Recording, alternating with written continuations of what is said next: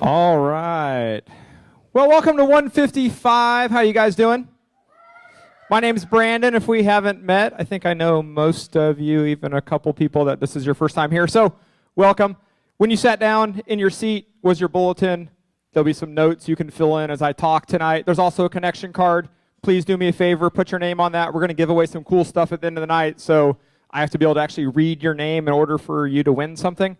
And then on the back, there'll be some next steps, action items for you that, as we get to those later. But if you'll fill that out and then follow along with me, I would appreciate it. So tonight we are doing week 3 of our For Honor series. So 2 weeks ago, Tim started this whole thing off, and he started with talking about the fact that we are in this kind of invisible war. This invisible war where we're fighting against somebody that we can't see and we don't quite understand, but we have to realize there is an enemy out there.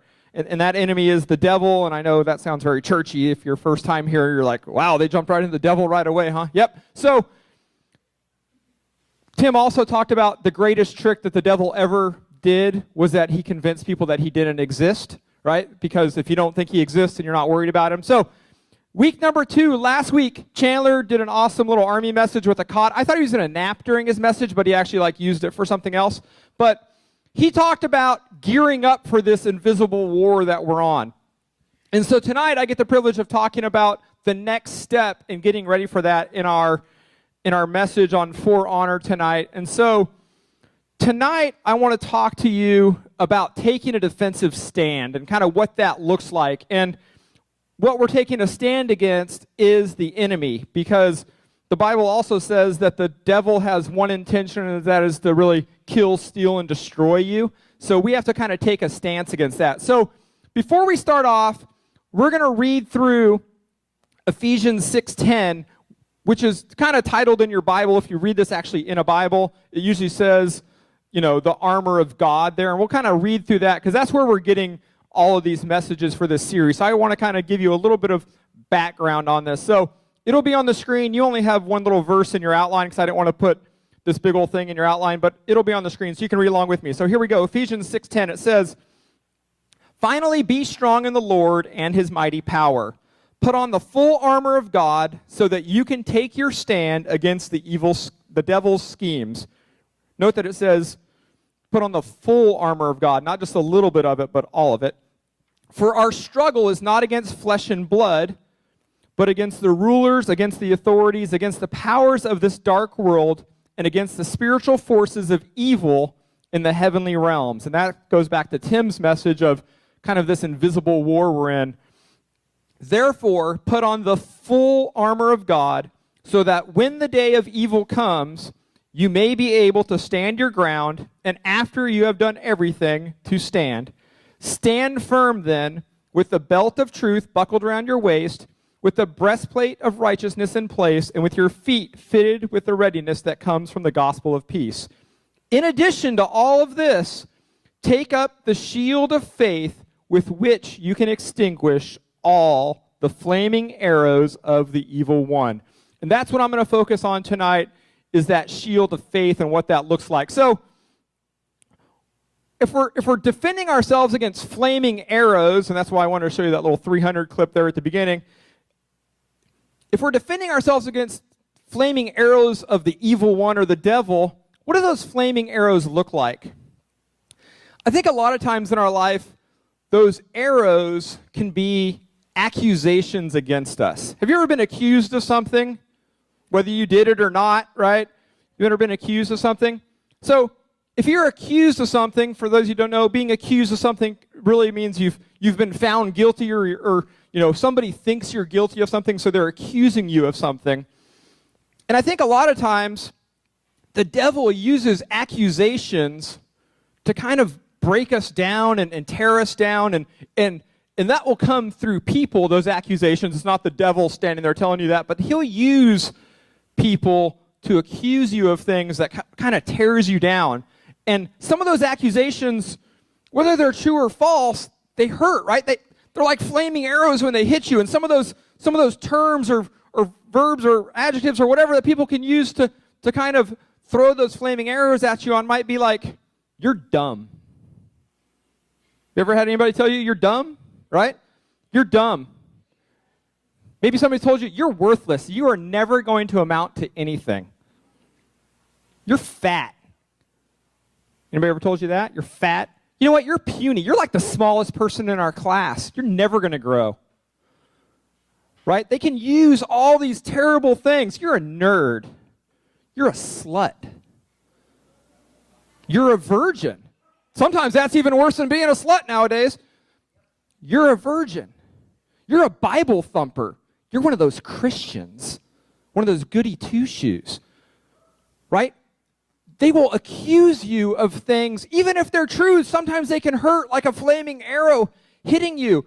And we have to be so careful of those accusations. And that's what we need, this shield of faith to protect us from, because the devil will wear you down and tear you down with those accusations. But if you have faith and a shield of faith around you, you can protect yourself from that. So number one on your outline, get ready to fill this in. Number one is the shield of faith is protection from enemies' attacks. The shield of faith is protection from enemies' attacks. Hebrews 11:6 says this, without faith it is impossible to please God. And guess what? That's what we were put on earth to do, is to please God. So it is impossible to do that without first having faith. So let me ask you, what do you have faith in? Who have you put your faith in that you're supposed to be defending yourself against these attacks? And the definition of faith, it's not just a churchy thing. It's the faith is a confidence or a trust in a person or a thing. So who have you put your confidence in? What have you put your confidence in that can help defend you from these evil attacks of accusations? Because what I found is that having faith in God builds confidence. Because I don't think everybody has like a natural confidence. Some of you have more confidence than others, and you can probably point out the really confident people. Jacob Pork. But there's some people that don't have as much confidence. But the other thing is, having faith in God can build that confidence within you, even if you don't feel like you have a reason to be confident. So, like an example would be the people we had singing on stage tonight. I've known Hannah since she was like itty bitty. Hannah hasn't always been super confident, let me tell you. But through her faith in God and her relationship with God, she has this confidence now that allows her to stand on stage and sing like she does. And quite honestly, same for Jacob. He's an awesome athlete and do all these great things, but that's totally different when you're up here singing praises to God. You have to have a special faith and confidence in God to be able to stand on this stage and do what he does. And same with Aaron playing the drums, right? He can't be up here if he doesn't have confidence and faith in what he's doing, because the devil will tear him down. The devil will tell him, you're not good enough to be on stage. And if you don't have faith to defend yourself against those accusations, you'll quit altogether. The people out here that have stepped up as Connect group leaders, I know a bunch of you led Connect groups. That can be a little bit scary because you're like, what am I going to teach people? I'm just a kid also, right? But God has given you faith and confidence to step up and lead and protect yourself from any of those accusations of you're not worthy, you're not good enough, you haven't read your Bible this week, right? Those accusations, your faith and your confidence in God can protect you from all of those things. So the cool thing about having this shield of faith is it doesn't have to just be defense. You can use that shield of faith for more than just protecting yourself. You can use it to go on the offense a little bit. And if you don't know how you would use a shield kind of as offense, let me have you watch this video really quick.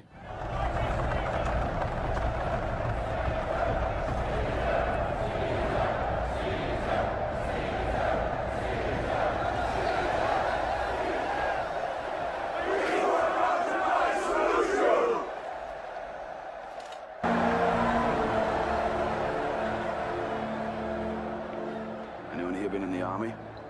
Yes. I certainly could have been about it. You can help me. Whatever comes out of these gates, we've got a better chance of survival if we work together. Do you understand? If we stay together, we survive. Pleased to bring you the Legionnaires of Scipio Africanus!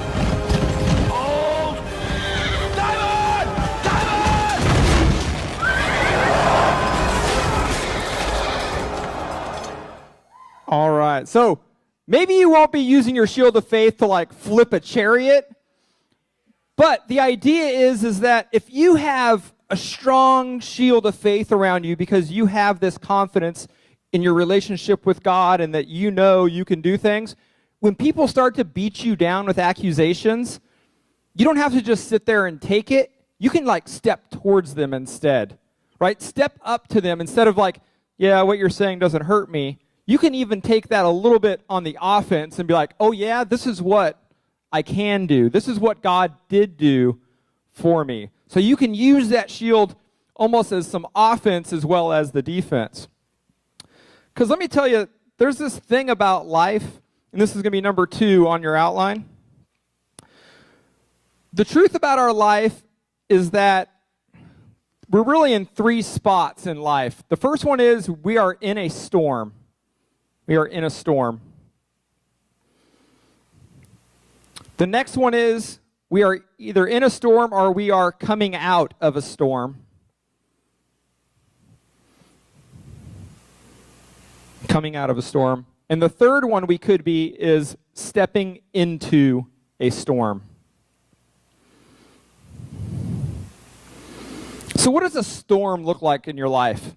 Maybe it's a tough relationship. Maybe it's just something you're dealing with. Maybe you're trying to decide what's right from wrong. The thing is, there's going to be storms in your life, and you're always going to be in some form of storm in some area of your life. It's just a matter of whether or not you've kind of stepped through that storm, or whether the next one's coming, because it probably is, or whether you're currently in a storm about something, you're trying to figure out how to solve that problem. There's going to be storms in your life.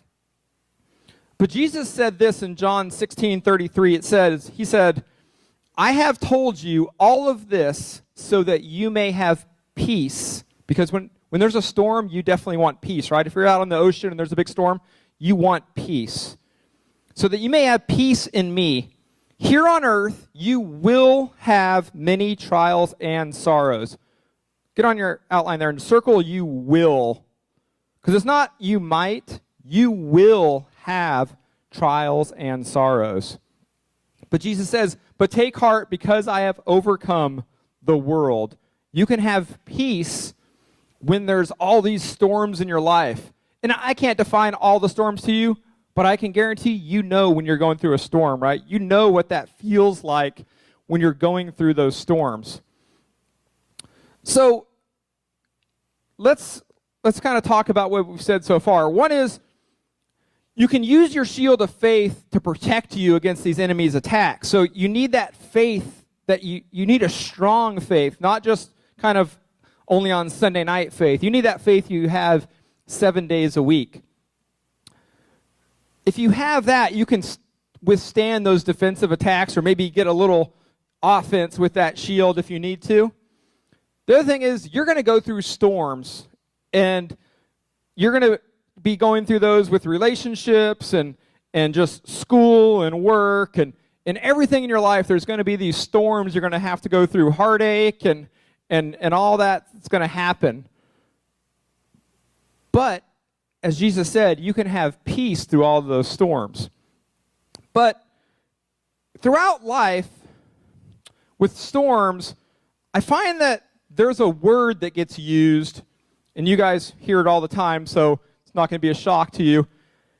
It's the 4-letter F word. And this gets used all the time when there's storms going on in your life, and that word is fear. Whew, everybody's like, I thought Brandon was about to get fired. The 4-letter F word is fear. So number 3 on your outline is this. Fear is the opposite of faith.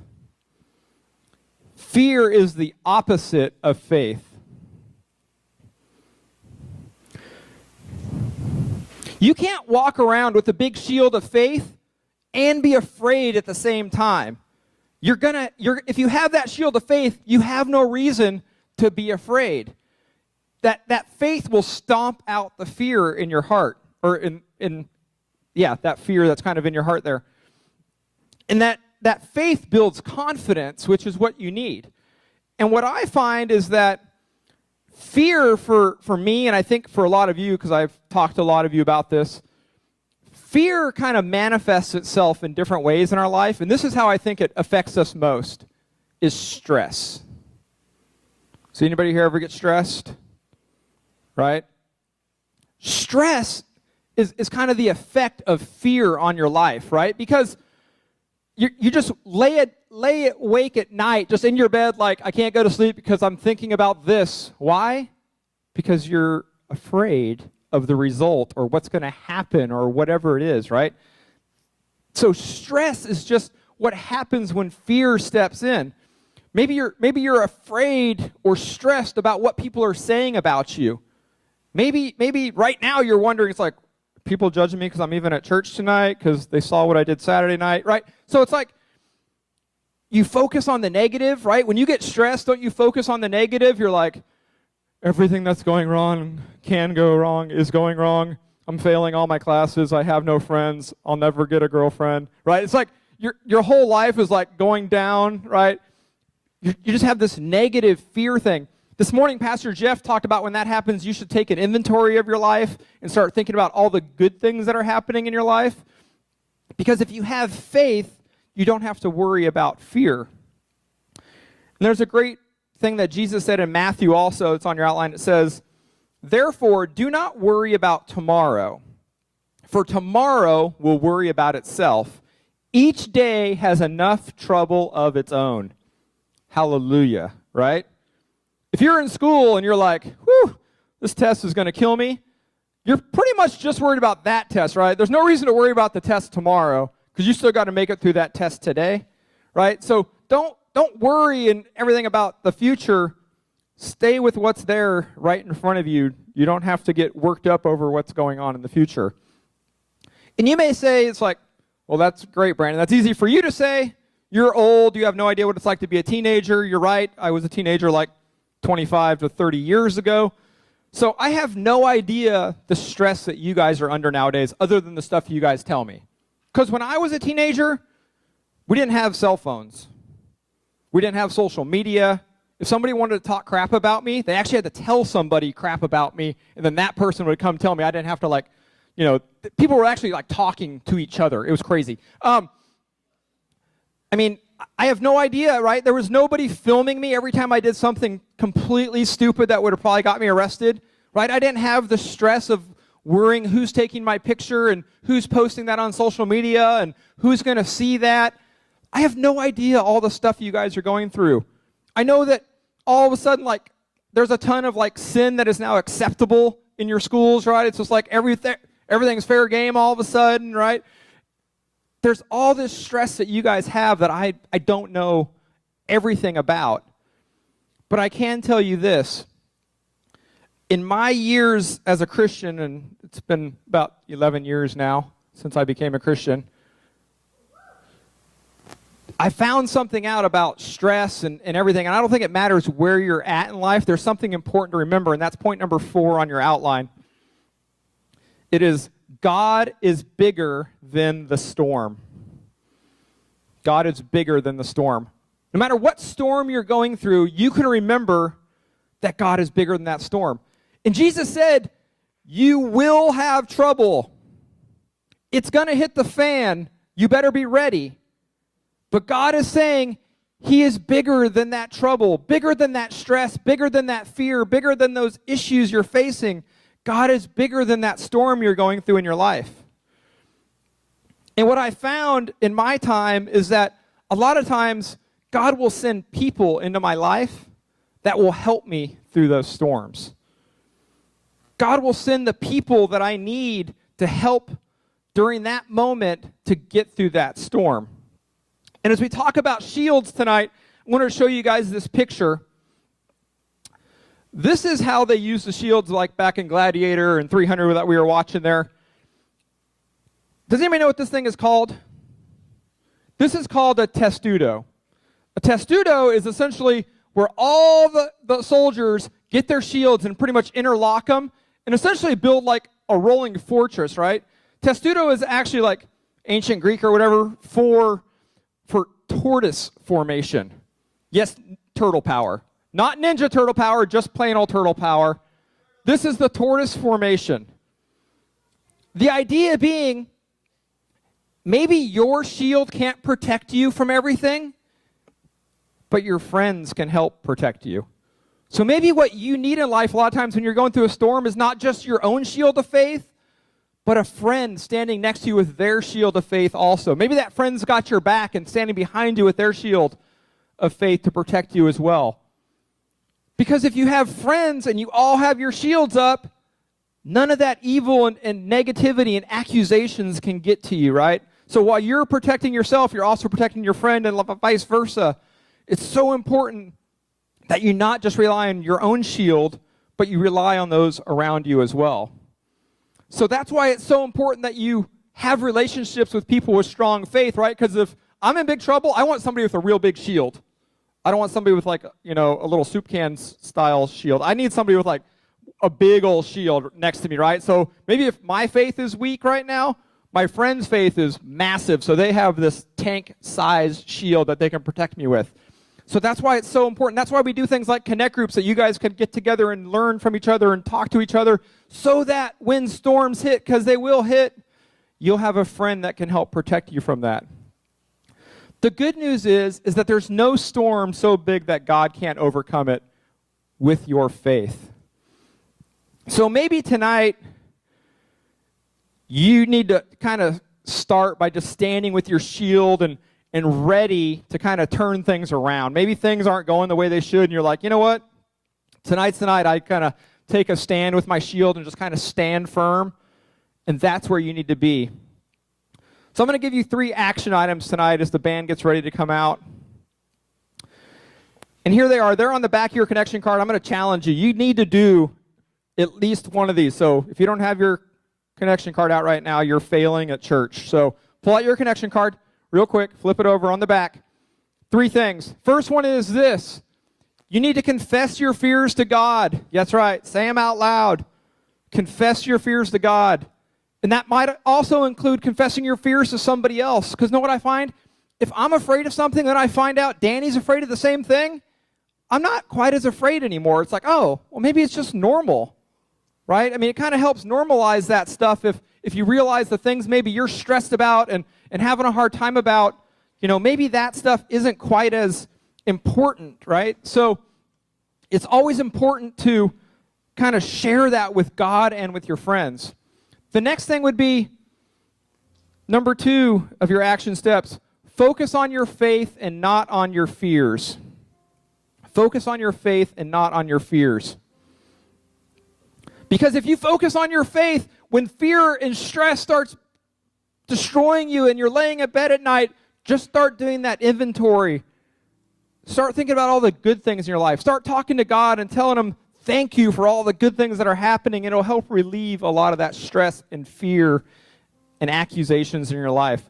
And the last one is number 3.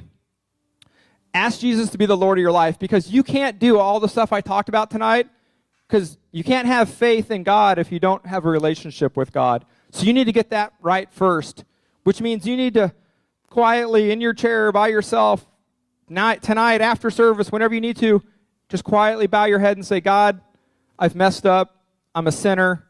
I need you to be the Lord of my life. Let me have faith in you so you can be strong during my storms. So I'm going to do something a little bit different tonight. I want you guys to get up as the band gets ready to come up here.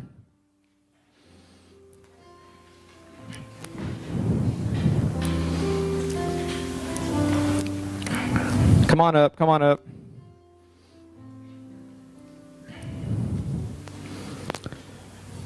So I have one more verse I want to talk about while you guys are all standing up here. And it's this, Psalms 118:6. And if you get one verse that you ever memorize out of the Bible, this would probably be a good one to put at the top of your list. It's this, the Lord is with me, I will not be afraid. What can mere mortals do to me? Some translations say, what can man do to me? I like the mere mortals. It just sounds stronger, right? You're like, you're only mortal. You can't do anything against me, right? So as you're thinking tonight, it's like, the Lord is with me, I will not be afraid. So let me ask you this. Have you believed the lies that God or that the devil's said to you? Have you believed something, the accusation that somebody? Because maybe tonight you need to say, the Lord is with me, I will not be afraid. Maybe it doesn't seem like your storm's going to end. You've been in a storm for 5 years and you're like, relationships are terrible, my family's terrible, school's terrible. You need to remember tonight, the Lord is with me. I will not be afraid. Whatever that is that's happening in your life, maybe you've made so many bad decisions that you've backed yourself into a corner. I know I've been there before. I'm like, I don't know how I'm going to get out of this. I have really screwed this up. At that point, you need to say to yourself, the Lord is with me. I will not be afraid. So I want you guys to say that with me. What are you going to say when life's got you down? What are you going to say? The Lord is with me. I will not be afraid. Maybe your past is finally catching up. All that stuff you thought everybody had forgotten about, maybe it's back up. What are you going to say? The Lord is with me. I will not be afraid. Maybe you feel like all those accusations that I said earlier, maybe you feel like they're all true about you. What are you going to say? You're going to say, the Lord is with me. I will not be afraid. That is the thing you need to remember. That is your shield of faith tonight, that the Lord is with you. You will not be afraid. So I want you guys to just worship with all your heart with the band now.